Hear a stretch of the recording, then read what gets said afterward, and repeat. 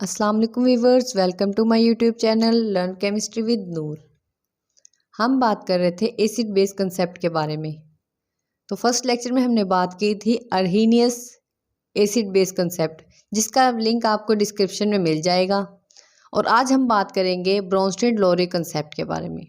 Danish chemist Bronsted और English chemist लोरी ने 1923 में प्रोटॉन ट्रांसफ़र की बेस पे एसिड और बेस की थ्योरी पेश की। According to this concept, acid is a substance that can donate a proton to another substance. इस कंसेप्ट के मुताबिक हमारे पास जो एसिड है वो ऐसी शय है जो दूसरी शय को प्रोटॉन दे सकती है। फॉर एग्जांपल HCl और NH3 का जब हम रिएक्शन करवाते हैं तो हमारे पास देता है ये NH4 प्लस क्लोरीन। इधर जो HCl है ये एसिड है क्योंकि ये प्रोटॉन दे रही है, और NH3 जो हमारे पास बेस के तौर पर रिएक्ट कर रही है।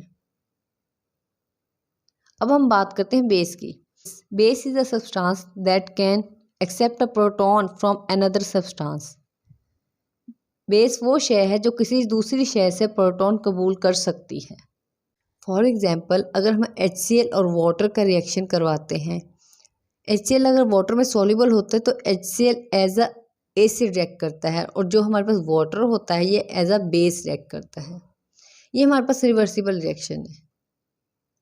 तो फॉरवर्ड रिएक्शन में जो HCl है वो हमारे पास एक एसिड है क्योंकि ये प्रोटॉन देता है, और जो वाटर है ये हमारे पास बेस है क्योंकि ये प्रोटॉन कबूल करता है। और जो हमारे पास रिवर्स रिएक्शन में क्लोरीन नेगेटिव है ये हमारे पास एक बेस है क्योंकि ये एसिड H3O से आयन, जो H3O आयन है हमारे पास, इससे ये प्रोटॉन लेता है, कबूल करता है। जो हमारे पास क्लोरीन है ये HCl एसिड का कंजुगेट बेस कहलाता है। इसी तरह हमारे पास जो H3O है, जो H3O आयन है ये हमारे पास वाटर का कंजुगेट एसिड कहलाता है।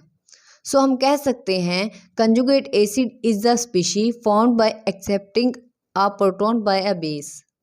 कंजुगेट एसिड जो हमारे पास ऐसी शय है जो एक बेस के प्रोटॉन कबूल करने से बनती है।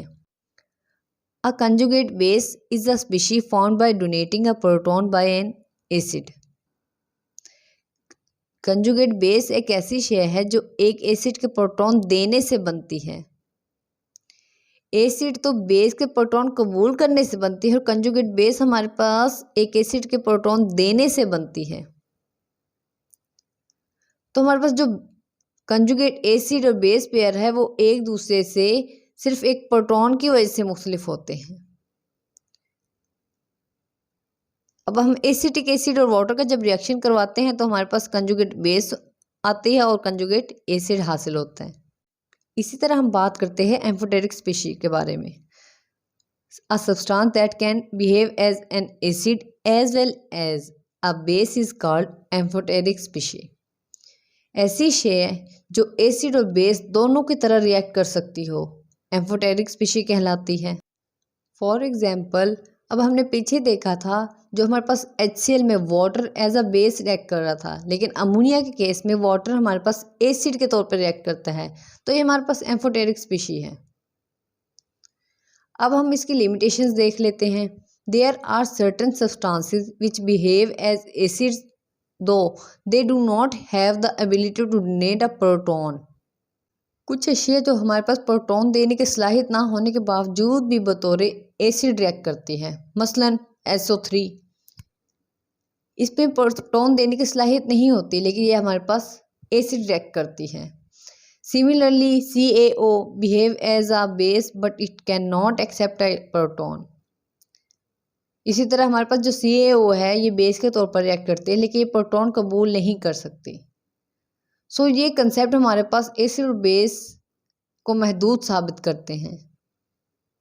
उम्मीद है व्यूवर्स आपको इस लेक्चर की समझ आ गई होगी। अगर कुछ समझ में ना आए तो कमेंट सेक्शन में पूछ सकते हैं। वीडियो को अपने फेलोज़ के साथ ज़्यादा से ज़्यादा शेयर करें, वीडियो को लाइक करें, चैनल को सब्सक्राइब करें ताकि आने वाली वीडियो का नोटिफिकेशन आपको मिल सके। Thank you.